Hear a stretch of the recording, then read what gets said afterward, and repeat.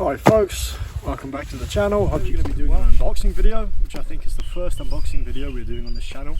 Bushcraft Spain has very generously sent us a box with a few things to take a look at. Now for those of you who haven't heard of Bushcraft Spain, Bushcraft Spain is a wonderful little company producing some handmade, all natural bushcraft gear, usually with a nod towards the historical gear.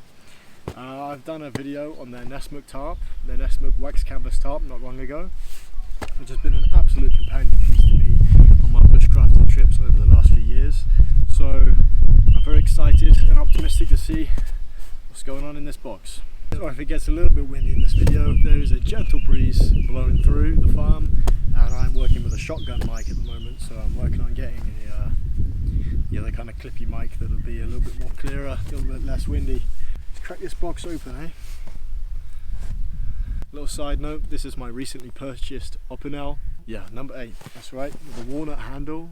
I've admired these knives for years, their beauty and their elegance, and I just could not resist the French elegance any longer, and this has been an absolute companion to me over the last few months, working on the farm.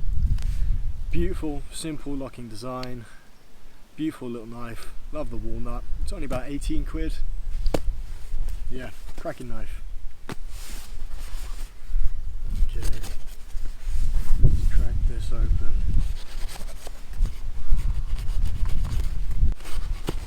There we are. Let's take a look. Thanks, Giacomo. With their beautiful wax canvas ponchos as well. A great pick. I'd love to test one of them out at some point. Right, first off we have beautifully wrapped in sustainable paper marked with the Bushcraft Spain logo. Oh, look at these! Oh, that is gorgeous. Look at that leather. We got a pair of leather gaiters here. I'm gonna get up close and show you. Look at that leather. That is beautiful, thick leather. It's a handmade pair of leather gaiters. Now for those of you who haven't encountered gaiters before, gaiters are essentially lower leg coverings to protect the trouser from wet grass, snow, abrasion, brash, just about anything else that you can encounter when you're out in the bush. Now this particular model has been around for hundreds of years, most likely 17th, certainly 18th century. They were very commonly issued to soldiers across Europe in militaries. This is because at the time they were wearing breeches which only came down to about the knee, under which they'd be wearing knitted stockings. So gaiters were very important to protect the soldiers' lower legs and stockings from getting ripped up and damp. Gaiters were also very common amongst outdoor working folk.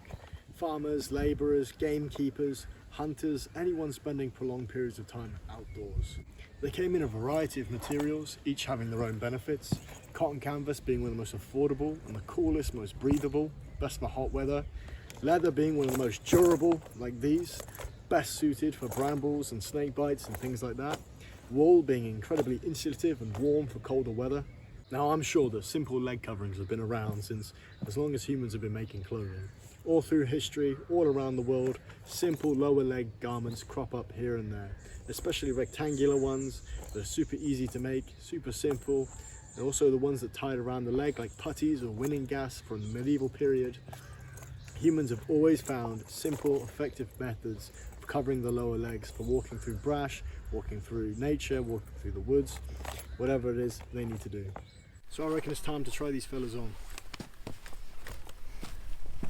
Now, you can tuck your trousers into your socks if you want to protect them from moisture even more and get them out of the way, but for this demonstration I'm just going to stick them on like this. Now there's lots of adjustment here, and of course you're free to cut this to length, but I'm going to give myself a little bit of length so I can adjust by having multiple layers underneath. I want to put long johns on and the thick wool trousers for the winter. That's the first one.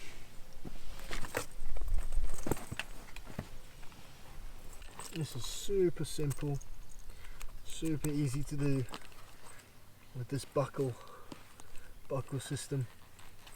Here I've punctured a hole a little bit further in, just need to wear that in a bit more. There we are. That's the second one on. There we have it. They feel good.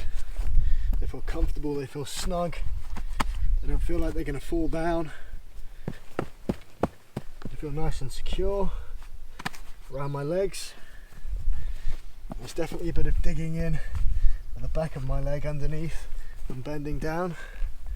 Well, that's okay. I think that'll soften up through use.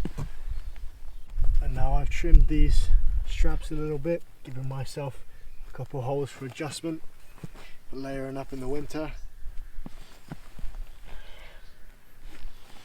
Yeah, I can see these being super comfortable once they're worn in.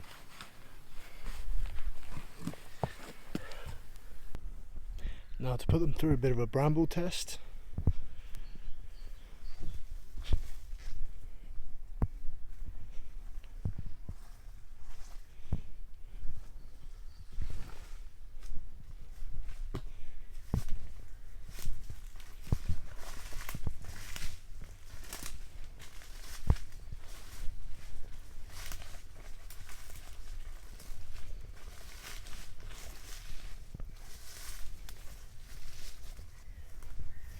No snagging at all. Now I was only expecting to receive these gaiters from Bushcraft Spain, but it seems as if they've sent us something else to have a look at.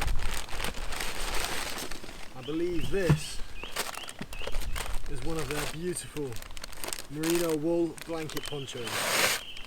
Let's have a look at this.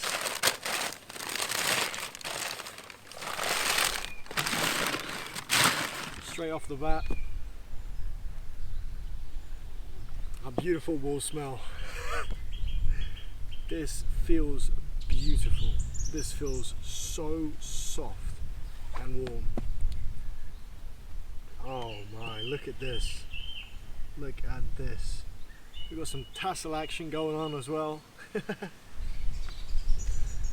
This is a beautiful piece. So I believe this is made from 100% merino wool, which, despite being super soft against the skin, is incredibly insulative and warm and durable and built for the elements. I'm certainly going to enjoy putting this through its paces in the forest, sitting around camp, infusing it with campfire smoke, really giving it a battering out in the bush, seeing what it can handle. Let's give it a try.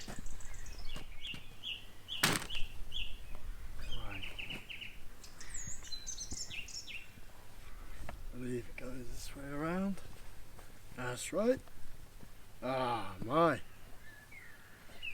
Oh. So I've been hugged by a sheep, eh? Oh, that feels beautiful. Beautiful and soft. And super warm. I can see this accompanying me on many adventures. It's a perfect size as well. And man, I just love this this tassel action down here. Now, as I've talked about ponchos here before, there's two main different ways you can wear the poncho. First one is just simply down like this. You can kind of wrap yourself up, bundle yourself up. You can tie a belt around here, kind of cinch it in, trap that layer of warm air, stop it from snagging on things while you're walking through the woods. Or you can give it the old Clint Eastwood, wrap it over the shoulder, over this side, like this, free up your arm for doing things, gunslinging and such. Beautiful, absolutely beautiful. One other method of wearing your poncho is the cloak method. So this time, you're going to take your poncho and you're going to fold it in half, like this. Make sure you get it roughly even. Put it around your neck, like so. And then you're going to put one side under the other. You take a pin. I'm using a big old blanket pin or a kilt pin. You're going to pierce through the first layer and then the under layer. Then you're going to come back through the top layer again, like that. You can pull it to the side a little bit to give this arm a little bit more freedom of movement. And this is doubling up your fabric, so it's going to give you twice the warmth and also a little bit more maneuverability, as it's not as long, it's not going to get caught on things. It keeps things a little bit more snug and uptight. The great thing about Poncho is it's still completely a functional blanket. A functional blanket that you can add to your sleep system, that you can use for sitting on the floor. Just fold it up a few times, like that.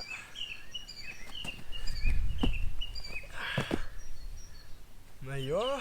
Because it's made of wool, it's just such a durable fabric, such a water and weather resistant fabric. You can just throw it around a little bit more, you can just sit on it on the dirt like this, and it'll be absolutely fine. This is why wool blankets, wool ponchos are an absolutely golden part of your trekking kit. Even if you're just going on a walk out in nature, you can take it, you can bundle it up, roll it up, wear it over your shoulder, and just use it to sit down on. If the wind starts picking up, you can bundle up, you can carry things with it. There's about 1 million uses that you can find to use a wool blanket. One super simple method for carrying your blanket or your poncho is what I call the bedroll method. So, you're going to fold up your blanket or poncho like so, and you're going to roll it nice and tight to this kind of length and shape. Then you're going to take a bit of twine. Here I've just got some baling twine or something that I found that I had to hand. And you're going to put 2 slip knots on either end.